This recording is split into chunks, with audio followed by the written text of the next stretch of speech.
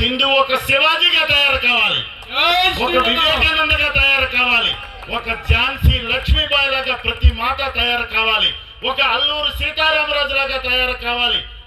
ఈ విధంగా ఎప్పుడైతే తయారవుతామో అప్పుడే మనం ఈ ప్రపంచంలో మన దేశంలో శాంతిని స్థాపించుకోగలుగుతాం, ప్రపంచానికి శాంతిని అందించగలుగుతాం.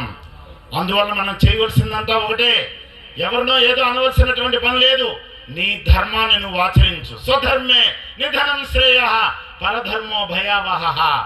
వాడు టోపీ వేసుకుంటాడు, ఒకడు బొట్టు గాజులు అన్ని తీసుకొని తిరుగుతాడు, ఇంకొకడు నీకుండే ధర్మం నీ బొట్టును నువ్వెందుకు పెట్టుకొని తిరగలేకపోతున్నావు వీధుల్లో?